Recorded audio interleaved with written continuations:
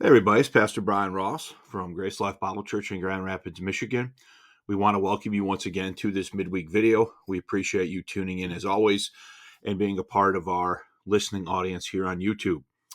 If you haven't already done so, if you would consider subscribing and ringing the alarm bell as a way of staying current with the ministry when we go live from our assembly building on Sunday morning, as well as when we create content for you here midweek, we would certainly appreciate that. Pardon me. I also want to remind you about our Rumble channel here, Grace Life Bible Church on Rumble. We established this as an alt-text site should something happen to our YouTube ministry. So if you're into alt-text sites or would just like an alternative to YouTube, please check us out here on Rumble as well. My featured book in this video is once again my book, The King James Bible in America, an Orthographic, Historical, and Textual Investigation. This book covers issues related to the printed history of the King James text in the United States. It confronts the copyright myth, things that are commonly said about issues related to copyright as it pertains to the King James Bible being in the public domain and some other things, as well as the dictionary and some things that are said about certain pairs of words in the King James Bible, thoroughly, throughly, and sample, example, etc. So if you're into the history of if you're into the history of the King James Bible, please pick up a copy of this and check it out. I'm sure that you will enjoy that. So this is video number 6 in a series that I've been doing titled, Does the King James Bible Have a Built-in Dictionary? So I've been addressing this issue now for over a number of videos. This is video number 6. So if you haven't watched the first 5 videos, I would strongly suggest that maybe you stop this video right now, go watch 1 through 5 first. These are designed to kind of build on each other as we work our way through this material, okay? So what we're going to be looking at in this video is Gail Ripplinger's assertion from her 2003 book, In All of Thy Word, that one needs to understand the shapes, sounds, and very letters of the King James Bible in order to understand what words mean in a King James Bible. And you can see this in the very subtitle of the book. It says, In All of Thy Word, Understanding the King James Bible. It's mystery and history. And then you can see here, letter by letter. So there are some claims that are made in 2003 about discerning the meanings of words in the King James Bible by understanding and looking at the meanings of letters in the King James Bible. And that's what we're going to be primarily considering in this video after a few preliminary statements. Now, let me just say at the beginning, before I get too far into this, that this was not something that I was expecting that I was going to cover when I first started looking into the issue related to the built-in dictionary. It has presented itself to me, and I cannot ignore it. I've looked at it, and it is something that I think needs to be discussed. Now, some folks are maybe not going to appreciate it very much, but I think we need to be factually accurate in the way that we deal with information. There are aspects of the argumentation related to this concept that I think need to be brought to the surface and discussed more thoroughly, okay? And that's what we're going to try to do in this video. So I'm going to be upfront with you. This video is going to be maybe a little bit longer. It's going to be dense. We're going to be covering a lot of information. And so you need to just sort of buckle your seatbelt and join me for the ride as we look at some of this information. So let's get started then. In video number 2, so video number 2 in this series on the built-in dictionary, we reviewed how the built-in dictionary concept and verbiage was not part of pro-King James argumentation until after 1995. I'm not going to repeat all that right now, but if you haven't seen that yet, you should go back and watch video number 2. It was in 1998 with the publication of Gail Ripplinger's first book on this, The Language of the King James Bible, Discover Its Hidden Built-in Dictionary, that this first began to be argued in the pro-King James space. It's introduced. The concept of the built-in dictionary is introduced in 1998. And it's introduced into the argumentation of the movement, okay? And the book is going to do that in the following ways. So I have queued up here this would be page 16 from the introduction. Notice, the King James Bible contains God's built-in dictionary defining each word. So every word in its context using the very words of the Webster's and Oxford dictionaries. That is claim number one. Now, we examined all these claims back in part number one, and so we're just sort of reviewing some of these as we're now endeavoring to make a different point in this video. So more things are said, and we need to go to page 3 and notice right here, the Bible's built-in dictionary. My examination of the 1,000 most difficult words in the KJV reveals that God defines all of them in the context, in their first usage, using the very words of the Webster's or Oxford English Dictionary. So those are the claims of Gail Ripplinger. The King James Bible, and only the King James Bible, defines every English word using the words of the Webster's Dictionary in their first context. That is the assertion that is made.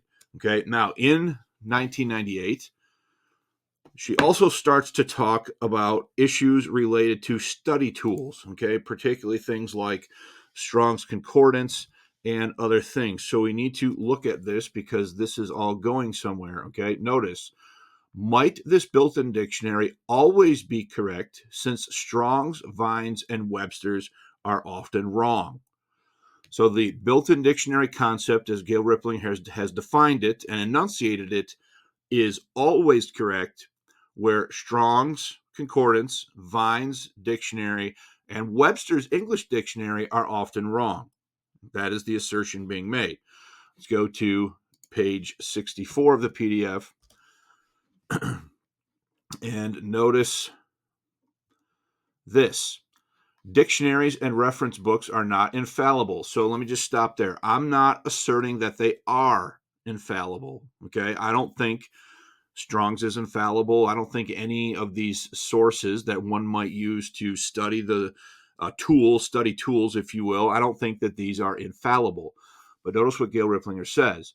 Dictionaries and reference books are not infallible. James Strong, author of Strong's Concordance of the Bible, littered his dictionary in the back with wrong definitions reflective of his membership on the corrupt American Standard Version Committee, a group limited to liberals who deny the inspiration of scriptures, like Timothy Dwight, a skull and bones initiative. So you can see here that she's beginning to question whether or not these tools are reliable. Okay, now whether they're sometimes reliable or whether they're infallible are two different things. Okay, she says later on page 73, assuming my technology will cooperate with me. Okay, where did this go? I think maybe I wanted page 74. All right, sorry about that. I found it right here. PDF page 90. All lexicons are now polluted. They are no longer fed by the fountain of life to supply the pool of words which may be used to translate a word. Their incorrect pagan definitions are now used by new version editors. So Strong's Concordance is not reliable. Vine's is not reliable. Webster's English Dictionary is not reliable. All lexicons are polluted, and they no longer feed the fountain of life. Okay, we could go to page 125 of this PDF. So these are all the PDF pages. Okay, notice this. The KJV is the only access we have today to the truths presented in the traditional and conservative Greek and Hebrew grammar texts and lexicons written by men like Pelison. These are all Reformation era things. Munster, Pangenius, Mercius, Constantius. These are all either Reformation era or pre-Reformation era. The KJV translators realized, along with the Greek grammarians of the 16th through 18th century, that biblical Greek is thus a language by itself, whose word meanings should be framed to fit the Christian, not the pagan worldview. Wisely, Western Christians have been afraid of corruption of paganism if they knew Greek. So there's a few assertions there that aren't necessarily what I'm driving at in this video, but you can see the statement here that only the King James is granting access to pure lexicographical information. We could go to page 137 of this PDF and see the plain assertion that the King James Version is a lexicon. And we could go to page 139 of this PDF and see that the King James Version is a dictionary of etymology, Hebrew roots, word roots, and history. So we see the King James has a built-in dictionary. We see that all other study tools are questionable, and that the King James is a lexicon, it's a dictionary of etymology, and the assertion there is that you sort of don't need anything else, right? And then in 2003, we have the release of In Awe of Thy Word, okay? And this is going to be, as you can see, a massive expansion upon what was said in 1998 in the language of the King James Bible. So we saw and demonstrated in video number 3 that the publication of In Awe of Thy Word expanded and amplified the argumentation of the language of the King James Bible from 1998. This is true in terms of its advocacy for the built-in dictionary concept, as well as its rhetoric against Greek and Hebrew study tools, okay? Now, this is, let's check this out. This is from page 518 of the book. What about the Greek and Hebrew interlinears and study aids compiled by Christian men? These men may have inspired Greek and Hebrew words, but the English reference books they use to translate them into so-called literal, plain, everyday English are anything but inspired, okay? So again, I'm not saying that they are, and I'm not saying that they're infallible. Since ancient Koine Greek is not the mother tongue of any living person, they must use books with, quote, the corrupt words of unsaved liberal lexicon writers to create their interlinears and study aids. Since they are forced to use the very reference books used by the new version translators, their so-called English equivalencies or definitions are identical to those in new versions and are in error. So you can see that being stated very plainly. Let's look at another statement here about study tools. So you can see that these are expansions and amplifications on what was said earlier. Study of today's Hebrew and Greek texts, lexicons, grammars, and reference works draws the sheep, students, pastors, Christians, and so-called Hebrew scholars away into dangerous enemy territory. Sheet by sheet, these reference books shear away the Christian's confidence in the Bible. So you can see that there's a questioning of all of these, of any study tools that one might use, okay? Now, in 2008, this thinking regarding Greek and Hebrew study aids was further solidified with the publication of Hazardous Materials, okay? And that would be this book right here, Hazardous Materials, Greek and Hebrew Study Dangers, The Voice of the Strangers, The Men Behind the Smokescreen, Burning Bibles, Word by Word. This comes out in 2008. And again, this is another nearly 2,000-page book with hazardous materials, okay? So the collective witness then of these three works, Hazardous Materials, nearly 2,000 pages, In Awe of Thy Word, nearly 2,000 pages, and The Language of the King James Bible, the collective witness of these three works, constituting over 2,000 total pages, okay, from the pen of Gail Ripplinger, leads readers to the following implied conclusions. So if I'm reading this, these are 5 claims that are made. Number 1, the King James Bible defines every word in the context of its first usage using the very words of the Webster and Oxford English dictionaries. That's claim number 1 that is made in these 3 books. So the implied conclusion now is, number 1, English dictionaries are not only unnecessary, but possibly wrong or evil to consult. That's an implied conclusion. Now, that's not explicit, but it's implied when you read that, okay? Claim number 2 of these 3 books. The built-in dictionary is always correct, whereas Strong, Vine, and Webster are often wrong. So again, the built-in dictionary is always correct, where Strong, Vine, and Webster are often wrong. Implied conclusion. It is a violation of Scripture and therefore wrong to use extra biblical study tools. So the implied conclusion is that if you look a word up in the Strong's Concordance, if you use the Webster Dictionary, if you use anything outside of a King James Bible as you study, that you have done something wrong, that that you have violated some principle of Bible study when you use a study tool outside of the King James Bible. Claim number 3 of these 3 books: the King James Bible is a lexicon, and all other lexicons are polluted. I showed you straight up Gail Ripplinger making that point here in the King James Bible in America. Right here is the assertion again: the King James Version is a lexicon. Okay, so claim 3: the King James Bible is a lexicon, and all other lexicons are polluted. Implied conclusion: use of lexicons and other than the King James Bible is unscriptural and wrong. Claim number 4. Claim number 4 we see right here again: the King James Bible is a dictionary of etymology. The implied conclusion: use of extra biblical resources outlining the etymology or the history of words or their word usage and meanings is unscriptural and wrong.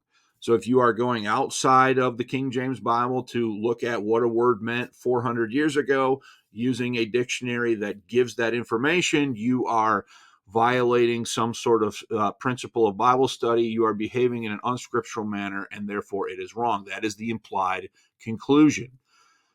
Claim number 5: all Greek and Hebrew, possibly modified all modern Greek and Hebrew, for sure, all modern Greek and Hebrew interlinears and study aids are corrupt. The implied conclusion of claim number 5: use of such resources is sinful, wrong and sinful, and results in the delegitimating of one's Bible study if they consult these sources. So we have 5 claims and implied conclusions from the takeaways from these books. So put another way, Ripplinger's writings on the built-in dictionary delegitimate all Bible study tools and methods, including the use of the English dictionary. Now, let me just back up for a minute before we move on. I have seen in my dealings with others a very strong implication that if somebody looks at a dictionary, uses a tool, or even dares to look at a Greek word, that they are somehow Greeking the Bible and they are violating some principle of Bible study.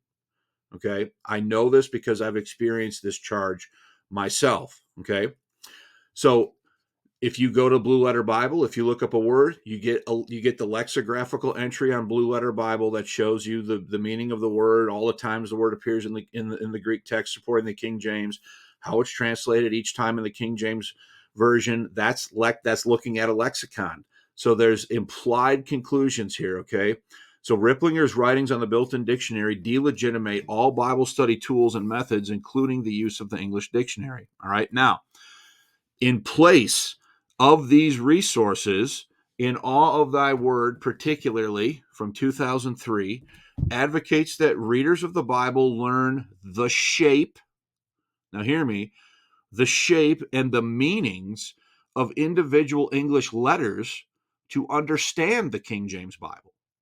So you can't use Strong's to look something up. You can't use a lexicon. You shouldn't use a dictionary. You should rely on the built-in dictionary. All of those things are delegitimated by Ripplinger in what she has to say. And in place of that, you should look at the shape of an English letter and the meaning of English letters to understand what words mean in the King James Bible. Okay? Now, in the interest of full transparency, the information that follows that I'm about to get into was sourced from this source right here, Shock and Awe in the King James Only Camp. This is an online book that was, as far as I can tell, written by somebody named Barbara Aho. And chapter 1 of this book is titled A Primer on Kabbalah. And it is dealing with the claims that are being made in Awe of Thy Word. So I am using chapter 1 of Shock and Awe to frame the conversation here as we get into looking at letter shapes, letter meanings, and how this should impact how one understands the King James Bible. Okay, now the first thing that I want to point out right out of the gate is if we go to In Awe of Thy Word, of course the cover is not here, but I can show you my cover. Notice the subtitle, okay? It's in all thy word, understanding the King James Bible, its mystery and history. And then look at the bottom here, okay? Letter by letter. It is right in the subtitle that one needs to understand the King James Bible letter by letter. Now let's look to see what Gail Ripplinger has to say about this in her book, okay? So, God built the Bible letter by letter. He gave each sound a sense. The meanings of each letter can be found in the Bible. The meanings of each letter can be found in the Bible, in the book of Genesis. For example, the word place is the first word to begin with the letter P. P then often carries the meaning place throughout the Bible, Genesis 1:9. So now she's getting into the first mention of a letter. And that letter, the first mention of that letter now is going to carry some meaning now throughout the rest of the Bible. Just as God created the basic chemical elements to use as building blocks to create different things, he also created letters with significations that they carry to create word meanings. An appendix at the end of this book details some of the central meanings of each letter. Stanford professor Stephen Lear says that words tell us more than we ever thought. The new field of computational linguistics, with research from the nation's leading universities such as Stanford and MIT, has confirmed letter meanings as seen in the book of Genesis. Just as the electron microscope allowed scientists to see things that had always existed at the molecular level, so computer technology and computational linguistics allow linguists to see and uncover a pattern of meanings for letters that have always been there. This understanding could revolutionize the teaching of reading. So you can see what's going on here. Notice also the mention of Stanford and MIT. Throughout this book, Gail Ripplinger recommends works published by secular universities: Stanford, MIT, Harvard, Oxford, Princeton, Edinburgh University, University of Toronto, Thomas Jefferson University, University of Bahrain, and Columbia University at least 20 different times. Okay? While she's saying that you shouldn't use the books by Christian authors or study tools. Okay? This chapter shows how word definitions are created and retrieved automatically by the brain while simply reading faithfully the sounds of the King James Bible. Explore in the King James Bible what Harvard's Literary Guide to the Bible tells readers about the Bible's sound meaning interactions. And then notice this, she hangs this on Erasmus. In the 1500s, Erasmus said, God is in every syllable.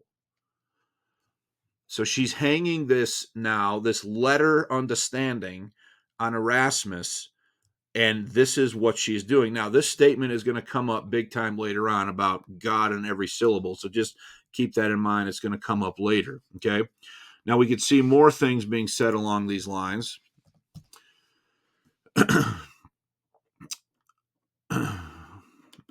Let me find it here. In searching for the meaning of a word, now watch what she says. The Lord allowed me to see that meaning is built into the word itself. So Gail Ripplinger is apparently receiving now some sort of advanced revelation about this. God's allowing her to see things in these words, in this concept that has no one has necessarily seen before her. In searching for the meaning of a word, the Lord allowed me to see that meaning is built into the word itself. God has implanted in his Holy Bible subconscious contextual associations and consequent meanings with each letter of the alphabet. These enable the reader to understand the sense of all the Bible's words. It all happens without the conscious awareness of the reader. There is nothing to learn. One merely needs to read the Bible.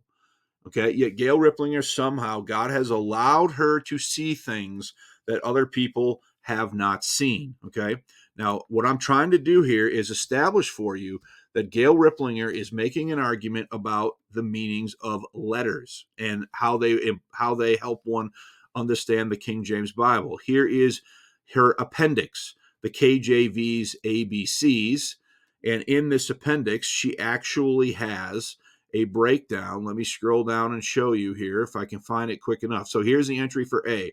So all of this information and content here is her going through and explaining the letter A and what the letter A means and how she knows what the letter A means, okay, because God has allowed her to see this, all right?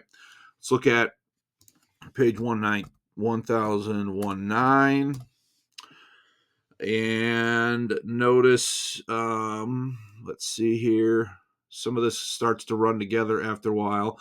The historical and current shape of each letter is a tremendous clue to its meaning.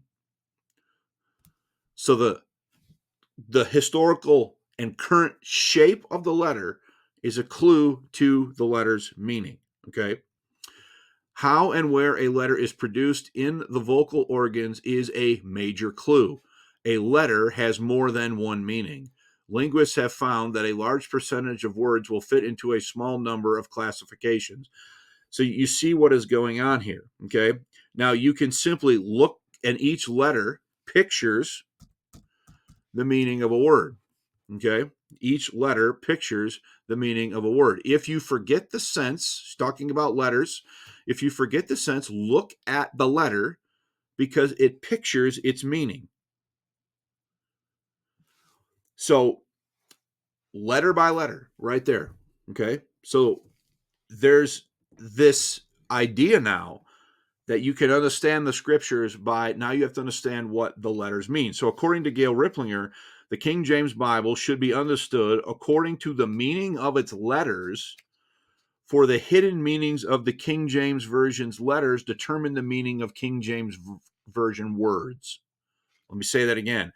The King James Bible should be understood according to the meaning of its letters, for the hidden meanings of the King James Version's letters determines the meaning of King James Version words. And God has allowed Gail Ripplinger to see this. Ripplinger is deriving this information from the new scientific field of letter meanings. So she is not getting any of this from the scriptures themselves, okay? While she's criticizing other people for using study tools. For further information, search the King James Version for yourself, beginning in Genesis and Matthew, to gather insights about the subject from linguists, who have already explored this vast and new scientific field of letter meanings. Search the internet for the following words. So she is now saying, no, search the King James for yourself to gather insights about the subject of linguistics who have already explored the vast and new scientific field of letter meanings. So she's basing all of this now on the new scientific field of letter meanings. So Ripplinger recommends here the work of three practitioners in this new scientific field, okay? The first one is Margaret Magnus, all right? Margaret Magnus. So let's look at how Margaret Magnus is introduced to the audience or to the readership. Massachusetts Institute of Technology, MIT, is the world's richest scientific brain bank. One of their researchers, PhD candidate in formal theoretical linguistics at MIT, Margaret Magnus, developed linguistic, lexical, and algorithmic databases used in spelling and grammar checkers by popular typesetting and word processing software. So she is a PhD candidate with informal theoretical linguistics training. Okay, this individual is also the author of a book titled "God." Let's find it here.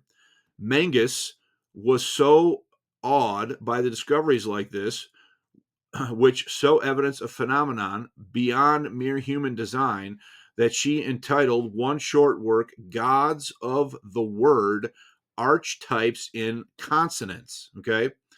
Now, here is that book on Google Books, Gods of the Word, Archetypes in Consonants. All right. So so that's who Margaret Magnus is. Now, Magnus, is mentioned or referenced by Gail Ripplinger in Awe of Thy Word 26 times. Okay. And the book, Gods of the Word, Archetypes and Consonants, is named 3 times and it is explicitly recommended by Ripplinger. So let me show you that, because you need to see that I'm not making any of this up. So this is the literature cited at the end of the book. Notice the books cited here are those from which direct quotations have been noted. They represent only a thin portion of those used in researching this book. Now watch. Only books having an asterisk are recommended for further study of this subject. So a book that is marked with an asterisk is one that she's recommending for further study of this subject. So now let's go down here, and we could see the entry from Magnus. Magnus, Gods of the Word, Archetypes and the Consonants. And then notice the asterisk, Great Linguistics, Non-Christian Worldview. So there's just a note that there's great linguistics here, but that it is coming from a non-Christian worldview. The second practitioner of this new science of letter meanings that is mentioned by Gail Ripplinger, and I hope I get this person's name right, is somebody named Dr. Isaac Mosenson, is how I'm going to say it. I hope that's correct. Okay, but look at Dr. Mosenson. Dr. Mosenson, eminent Hebrew and English linguist. So that is how he is introduced to the readership, as an eminent Hebrew and English linguist. And his book is also mentioned. His book titled The Word, the dictionary that reveals the Hebrew source of Scripture. Mosenson's book is mentioned right here. Okay. English has been tracked back to Hebrew in books such as The Word, the dictionary that reveals the Hebrew source of English, by linguist Isaac E. Mosenson. Mosenson is mentioned and referenced 4 times in All of Thy Word. And the title of the book here that I just showed you, The Word, the dictionary that reveals the Hebrew source of English, is mentioned 1 time. And then a third practitioner of this new science of linguistics that Gail Ripplinger is basing her material on is somebody known as Marc-Alain Ouaknin. I probably am butchering that, but you'll see it here shortly. Okay. So we're looking for wrong page. I apologize. I need this page. And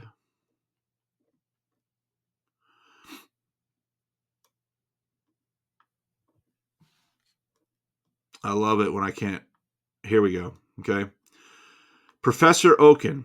So, talking about the meaning of letters, writes Professor Ouaknin of the Department of Comparative Literature at Hebrew Bar Ilana University and Jewish Research and Studies Center in Paris. And he's a professor. Okay, so he's a professor. And what he's doing is he is talking about research, and he's writing a book now called Mysteries of the Alphabet. Okay, Mysteries of the Alphabet. And again, I need to remind you about Gail Ripplinger's asterisk. Okay, and then if we look at the entry for this book, we can see that this book is also highly recommended by Gail Ripplinger. Right here, Ouaknin, Mysteries of the Alphabet. And it is from 1999, and there again is the asterisk saying that this is a highly recommended book. Now, Ouaknin is mentioned or referenced in Gail Ripplinger's book In All of Thy Word 9 times, and the title Mysteries of the Alphabet is named 6 times and recommended by Gail Ripplinger for further study. So let's back up, okay? Gail Ripplinger says that study tools should not be used, and implies that it's wrong to use them.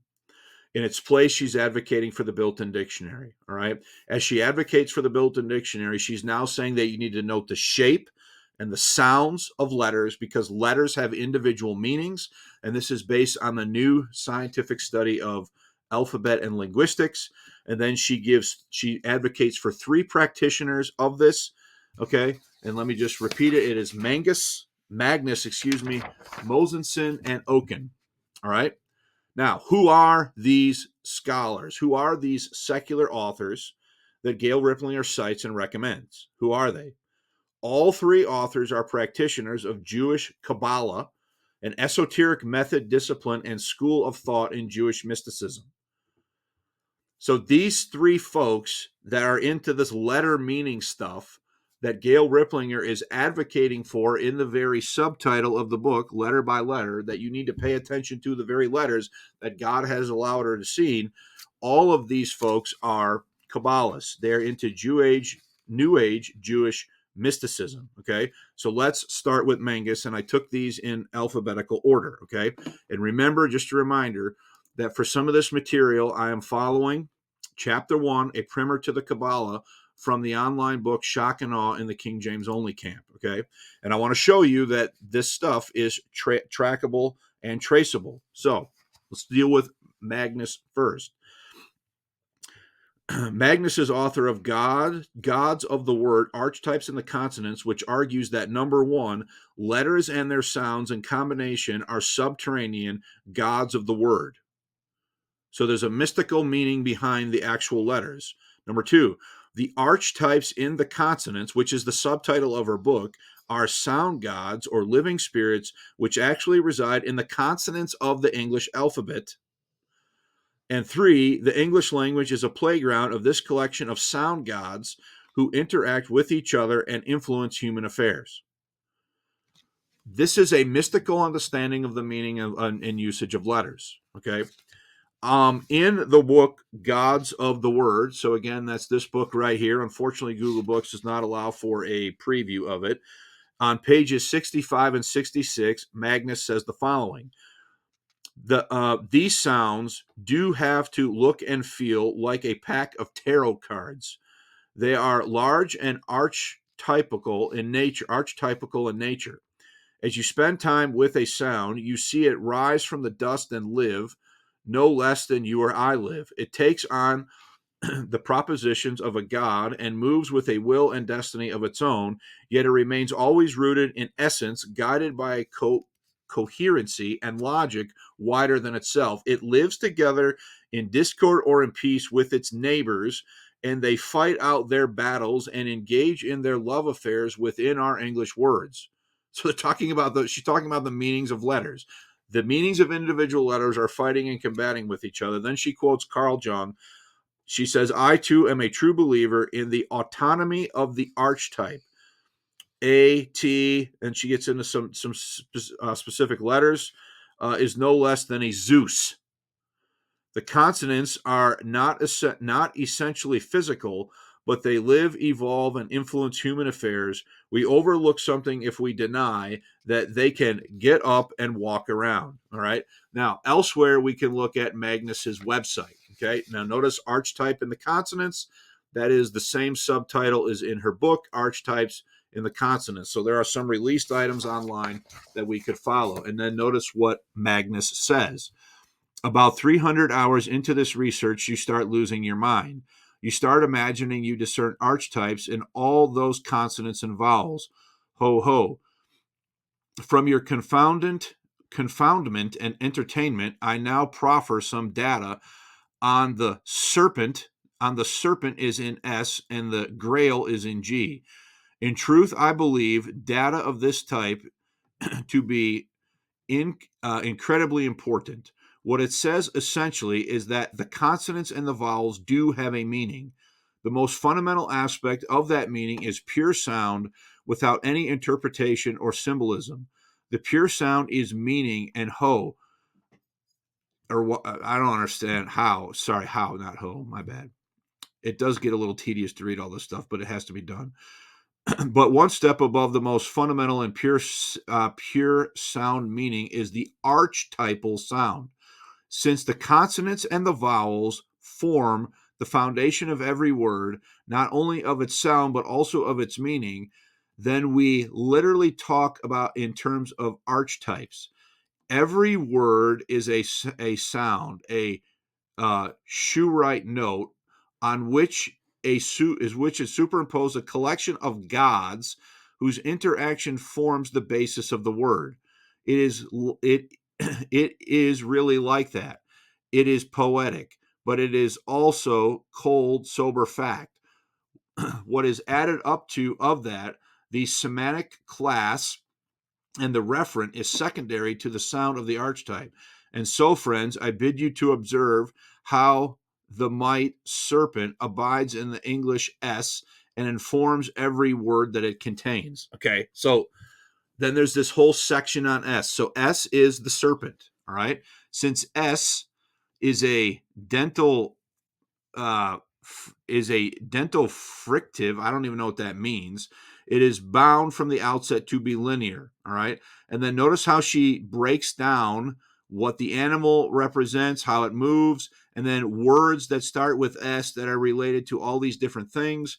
She gets into the Garden of Eden and talks about how the serpent shows up in the Garden of Eden and how that's the first occurrence, and so it sort of sets a meaning of the letter S. Okay. Now I'm going to leave a link in the description to this website. You can click on the link and you can read all that to your heart's content if you want to. I'm not going to read all of it to you here right now, but here's the most important point. Ripplinger recommends Magnus's theory that S is the serpent as sound linguistics in the S section of the KJV's ABCs. So we need to go back and look at that. So in other words, Ripplinger advocates for exactly what Magnus argues. Okay. So here we see the entry for the letter S in the KJV's ABCs, and we can come down here towards the bottom. And let's see here. Notice the opposing spirit is evident in words such as Satan and serpent. Magnus, excuse me. So she's citing what Magnus is selling here. Whoops. She's selling what Magnus is selling here about the archetypes and the consonants. Magnus is quick to tell her readers that about 25% of S words in the dictionary are related to serpent. Her website takes it so far as to conclude that S is the serpent. The warning, watch out for S, is based on sound linguistic theory. Okay, so Gail Ripplinger here is agreeing with Magnus on the meaning of the word S. She's agreeing with somebody, this mystic, who is saying that there's literally spirits and stuff in the meanings of these letters. Now, I'm not making this up. You have to see it for yourself, okay? She is agreeing with Magnus as to the meaning of this word.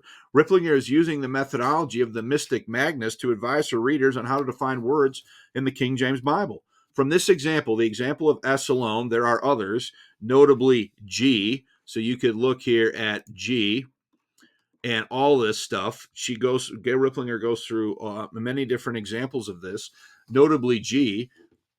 You need to look at the entirety, folks, of this meaning and word list, right? So she's definitely supporting what Magnus is selling here. And then she goes through for each. This is Ripplinger. She goes through every letter and does this for every letter based on the shape, based on the sound, etc. So from this example alone, that would be the letter S. Notably, there are others, notably the letter G. See the entirety of the KJV's ABCs by Ripplinger. We can deduce that it is perilous to interpret God's word by looking for hidden meanings in the letters of the King James Version or consulting sources like Margaret Magnus' Gods of the Word, Archetypes, and the Consonants. Gale's analysis of the English alphabet provided detailed visual and phonetic analysis of each letter as guides to understanding their secret meaning. Kabbalist Margaret Magnus also teaches that the combined sound of the letters of a word define the word. Both ladies are encouraging their readers to bypass the objective meanings of words as they are found in dictionaries and lexicons, and to redefine words according to their shapes and sounds. The implication for private interpretation of the Bible are obvious, as we have seen it with Gail Ripplinger's interpretations of the letter S. You can't make this stuff up. Gail Ripplinger seeks to obscure the identity of Magnus in how she introduces her to her readership. So Gail Ripplinger is not totally upfront about who this person is. Gail Ripplinger introduced Margaret Magnus to her readers as a PhD candidate in formal theoretical linguistics at MIT, the world's richest scientific brain bank. I already showed you this, right? Who has done advanced studies in mathematics, developed linguistic, lexical, algorithmic databases, and speaks over a dozen languages. Magnus's credentials appear to be in the field of study that are recognized as legitimate sciences.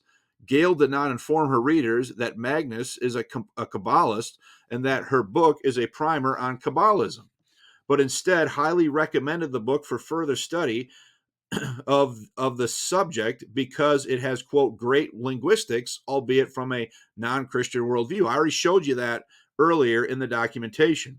So it's clear that Ripplinger is aware that Magnus is a Kabbalist from her twin warnings. So there are sort of couched warnings that Ripplinger gives about this if you're paying attention. Okay, so where are we at here?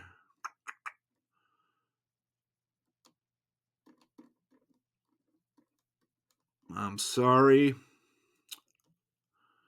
Magnus was so awed by discoveries like this, which so evidence a phenomenon beyond more human design, that she entitled one short work, Gods of the Word, Archetypes, and the Consonants. She scanned the shelves of her Ivy League libraries for some ancient explanation to print on her book's pages. Now watch. Sadly, only sayings of sages and New Agers served as gauges and gave her only counterfeit answers.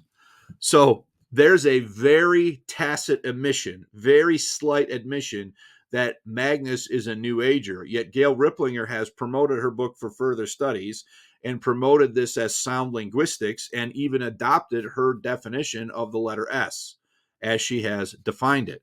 Now, there is also a fine print warning about some of this stuff.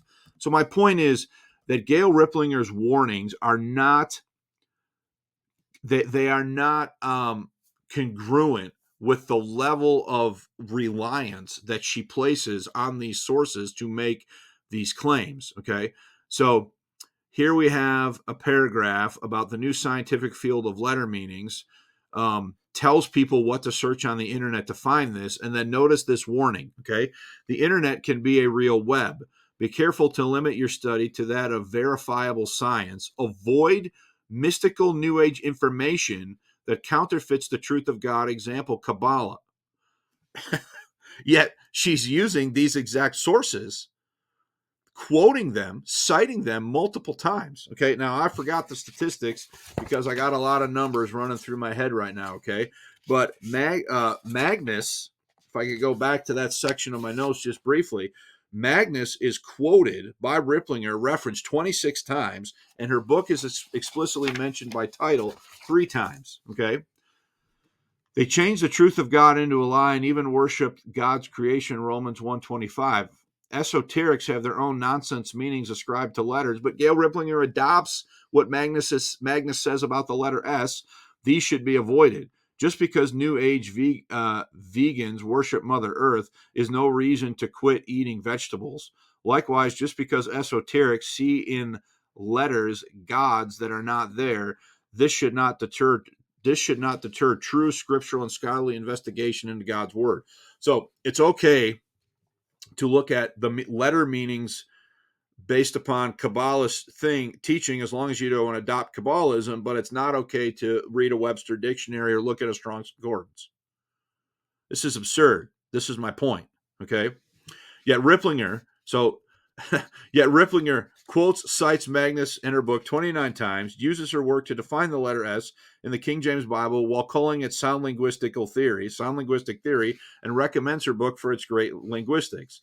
Gail Ripplinger's weak denial of Kabbalism, the thesis of Magnus' entire book, is neutralized by her generous praise and strong recommendation of this Kabbalist resource for information on letter meanings.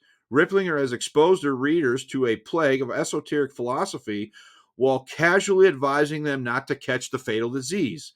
In effect, her disclaimer says, quote, I highly recommend this thoroughly satanic book. Just be careful to avoid the New Age nonsense.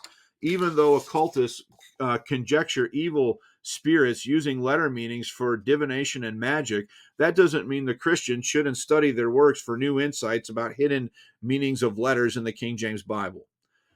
Folks, to me, this is the height of absurdity. Okay, I'm just saying it is. This is ridiculous. This is ridiculous stuff, and it's masquerading here and hiding beneath the surface of a nearly 2,000-page book, or 1,200-page book. Gail Ripplinger stealthily purveys occult literature in her book for further study of letter meanings, but solemnly warns her readers not to ever use a Hebrew or a Greek lexicon to determine the meanings of the words in Scripture. Okay, let's go back and look at that again. Page 458. Study of today's Hebrew Old Testament text, lexicons, grammars, and reference works draws the sheep, students, pastors, Christians, and so-called Hebrew scholars away into dangerous enemy territory. Sheet by sheet, these reference books shear away the Christian's confidence in the Bible. But it's okay to read, gods and consonants and all this sort of thing. The fact is that Gail Ripplinger's book, In All of Thy Word, is a primer on Kabbalah, the mystical art of deciphering the hidden meanings of letters of Scripture in order to receive spiritual illumination. Gail's campaign against Bible study tools aims to sever the students of God's Word from objective, factual information on the meanings of words in the English Bible and cast them into a sea of subjectivity where they must privately interpret the meanings of words by subconsciously divining the hidden meaning of letters by their shapes and sounds. I showed you where she said that. That is not being made up. Like Jewish Kabbalist, Gail Ripplinger is steering students of God's Word away from scholarly resources for Bible study onto the mystical path of seeking extra-biblical revelations. Through the analysis of shapes and sounds in letters in Scripture, this mystical method is really no different from the charismatic pursuit of extra-biblical revelations through visualization, dreams, and visions. Both encourage believers to rely on the subconscious mind for new revelations, which carry more weight than the literal meaning of the words, verses, and passages of the Bible. Now, I know that I have pastoral colleagues who are absolutely against the idea of continuing revelation, but this is exactly what Gail Ripplinger is arguing for, because God has allowed her to see this. Okay? Whereas Mrs. Ripplinger condemns Greek and Hebrew resources as, quote, private interpretation, she seems to have implicit faith that subconsciously deciphering the hidden meanings of each letter in the King James Version will produce a harvest of pure truth. Now, look, I've spent a lot of time on this video already. It's already been long, but we've only looked at one of the three sources that Gail Ripplinger recommends. Okay, the second one is Dr. Isaac Mosenson. And again, he was introduced, I showed you earlier in the video, as an eminent Hebrew and English linguist. And he is the author of The Word, the dictionary that reveals the Hebrew source of English. And regarding Mosenson, just to remind you, Ripplinger stated the following. Regarding Mosenson, and let me just find this quick. Dr. Isaac Mosenson, eminent Hebrew and English linguist, agrees that lexicons from the last 2 centuries are part of the movement of desacralizing Hebrew. She apparently has a letter on file for this. Okay? So this guy believes that the lexicons are desacralizing Hebrew. What Gail Ripplinger omitted to mention, the reason that Dr. Mosenson rejects Hebrew and Greek lexicons, which give the literal meaning of words of Scripture, is that he considers the Bible to be, quote, a jumble of myths, which is not to be taken literally. In 2001, Dr. Mosenson produced his own interpretive rendition of the book of Genesis, the Millennium Bible. Now, here it is right here. Oops, that's the word. Apparently, I wasn't able to locate that one, all right? Where he says a bunch of crazy stuff about the meanings of words, okay? It's just nuts. Dr. Mosenson is author of The Word, the dictionary that reveals the Hebrew roots. That's this book right here on the screen. Gail Ripplinger shares Mosenson's contempt for traditional Hebrew and Greek resources. Does she share that his millennial vision of global spirituality for Christianity, transitioning Christians from traditional Greek and Hebrew resources to Kabbalism, will certainly get them on the same page as Jews and Muslims in the time of the new global spirituality? Now, he says a whole bunch of stuff in this book. and in his book, Genesis, the Millennium Bible, about the meanings of words, about male and female, about all sorts of things, okay? And then the third person, Mosenson, by the way, is the least relied upon by Ripplinger, so I'm going to, just for the sake of time, go to the third person, which is Marc-Alain Ouaknin. And remember, so this is his book right here, okay? Mysteries of the Alphabet. He is author of Mysteries of the Alphabet, a book Gail Ripplinger highly recommends. I showed you that earlier. He is also the author of Mysteries of the Kabbalah. So the same guy who wrote Mysteries of the Alphabet is also the author of a book called Mysteries of the Kabbalah, an introduction to the Kabbalah, which is in which Rabbi Ouaknin expressed the fundamental Kabbalist principle that God is the text of the Torah. He says in Mysteries of the Kabbalah, quote, on page 381, for Christians, the infinite deity also becomes finite through the body of Christ. That's heresy, okay, or could be argued to be heresy. For Kabbalists, this is the heretical part. The incarnation is produced in the body of the text. So God is not incarnate in the body of Jesus Christ. He's incarnate into the body of the text. Think about that for a minute. This statement indicates the importance of reading and study in Judaism. It has been said, quote, God is the text. This is 381 of Mysteries of the Kabbalah. This means that the most radical manifestation of divinity is through the text, the book, and the letters of the alphabet. Gail Ripplinger is getting this idea that the Bible should be defined letter by letter by reading and promoting Kabbalism. In other words, Kabbalists such as Rabbi Ouaknin believe that God incarnated not as a man, Jesus Christ, but in the letters of the Old Testament.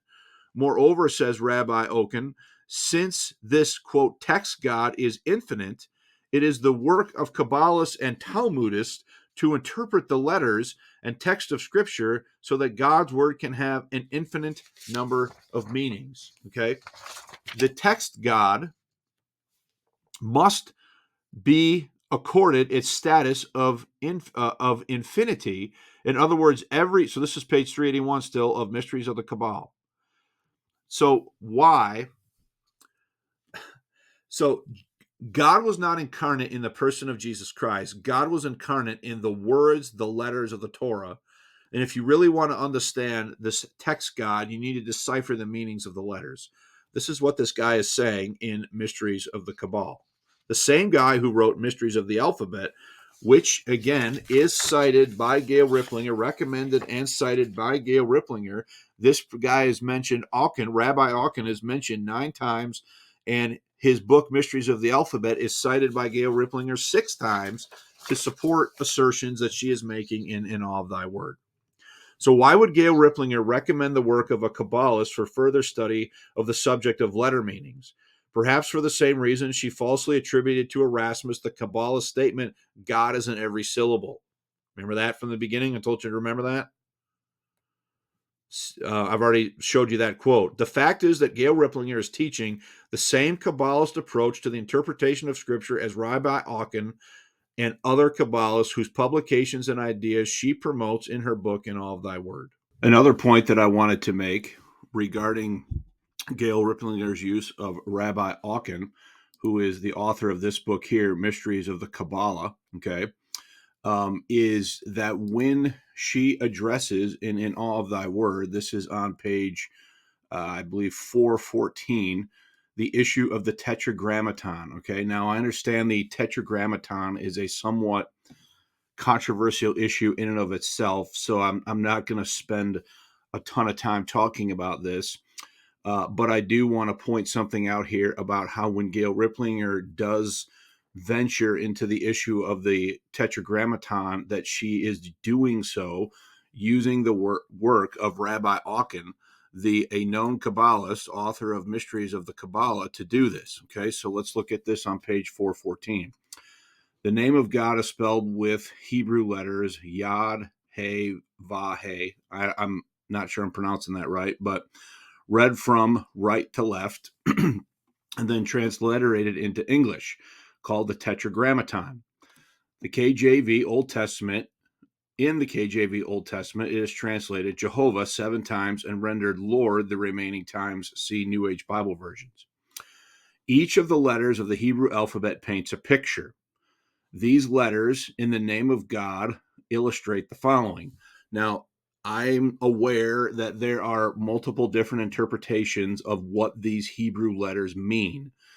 And so, therefore, there's not universal understanding on if the Tetragrammaton, what exactly this means and how you determine this. What I'm after here is to show you that when Gail Ripplinger wades into the water here of the Tetragrammaton issue, she is relying on Oken's Mysteries of the Alphabet to do so. And again, that's this book right here, Mysteries of the Alphabet. Notice the jod. It suggests a giving, extending hand. And notice that this is reliant on what it says in Mysteries of the Alphabet by Oken. Dealing with the letter H, it represents an enclosure like heaven or a window. Again, Mysteries of the Alphabet, page 191. The Vav, it symbolizes a nail. Mysteries, okay? A V in English is a pictogram of the chiseled end of a nail. And then the H represents the end of the name because Jesus has risen and received up into heaven. So what I want you to see here is that when Gail Ripplinger wades into the waters of the Tetragrammaton, she is relying on Oken, the author of Mysteries of the Kabbalah and Mysteries of the Alphabet, to tell us what the significance and what the meanings are, the pictograms behind the letters of the Hebrew alphabet. And what I'm after here is to say that this is different. Her interpretation of what this means based on the work of Oken is different than other discussions of what I've seen with the Tetragrammaton. And here we see again, Professor Oken traced the jod from pictograms of a praising upright arm and hand to outstretched arms as if on the cross, and finally to an arm and hand reaching down. And here we see again appealing being made to Mysteries of the Alphabet, pages 200 to 207, which again is this book right here. So when Gail Ripplinger is wading into the waters of the Tetragrammaton, she is relying on the works of Oken, a known Kabbalist, to tell us what the meanings are behind the Hebrew letters. And again, all I'm going to say is this is a different interpretation based on Oken's work than others' discussions of this that I have seen. But we see again here that Ripplinger is reliant on the Kabbalist to make these arguments. In the major ironic twist of fate, the author of New Age Bible versions is using New Age Jewish mysticism into letter meanings to say that this is how you should understand words in the King James Bible, letter by letter. Ripplinger's teachings cause people to question the use of traditional study aids, including the English dictionary, while covertly promoting Jewish mysticism. I advise extreme caution on the part of King James advocates when it comes to promoting the works of Gail Ripplinger. I have some reasons for this. Number one, she misquotes people. Number two, she mangles quotes. Number three, she manufactures quotes. Number four, she makes stuff up. She contradicts herself, and she promotes mystical methodology regarding letter meanings to define words in the King James Bible, while questioning the use of objective sources like the English dictionary.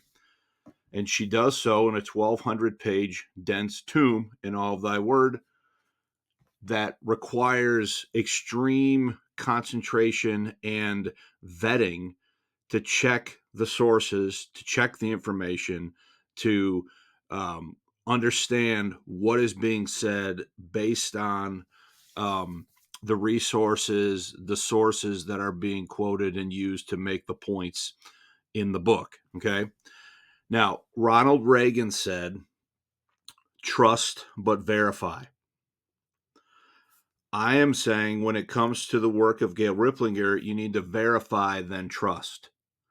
Not everything Gail Ripplinger says is wrong. There's points that are made in her works that are true, that are correct.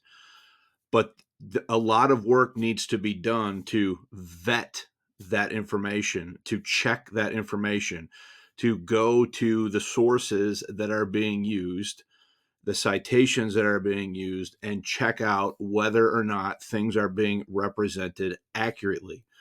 I have done this on multiple occasions and unfortunately found, as I said, misquotes, mangled quotes, manufactured quotes. Those are, to me, objective facts. So when it comes to the work of Gail Ripplinger, I am advising extreme caution, and one needs to verify, then trust what is being said. If you cannot verify it, you should be cautious of it. Okay, folks, the cause of truth is not aided by false information and unsound arguments, no matter how well intended they may be. The cause of truth is not aided by false arguments and unsound information. Okay, it's just the fact, because then what happens is if false information is assimilated into one's defense and argumentation of the King James Bible, it sets up a situation where it is easy for opponents to simply dismiss what is said based upon things that aren't true. Okay, so I recommend a Berean principle. I recommend a principle, if you will, of rightly dividing Gail Ripplinger's work, if you will, doing the hard lift of checking and verifying if what is being said is true and what is the information being based on. Unfortunately, this is the situation that we are at when it comes to this topic. Gail Ripplinger is using the subjective procedure of letter shapes, sounds, and meanings, okay, to define words in the King James Bible while questioning objective sources like using the English dictionary. You don't need to use the English dictionary because of the built-in dictionary.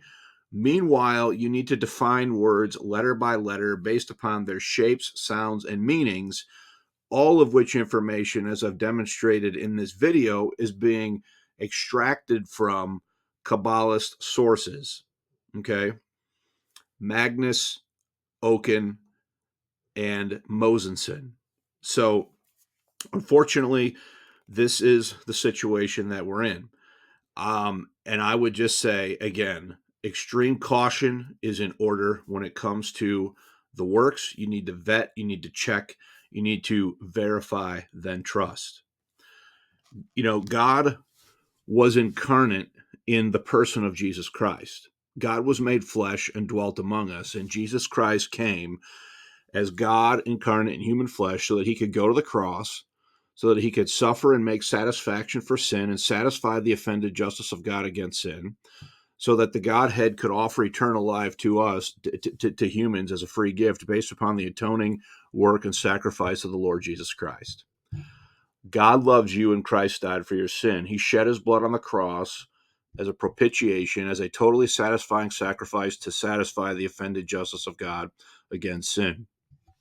The most important decision that you're ever going to make in your life is related to your eternal state. The reality is that all have sinned and fallen short of the glory of God.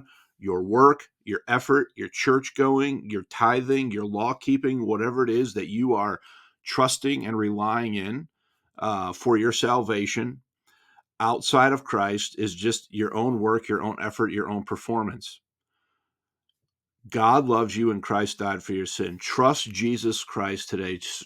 Rely exclusively on his death, his burial, his resurrection from the dead after 3 days and 3 nights as the only total complete payment for your sin, and receive the free gift of eternal life.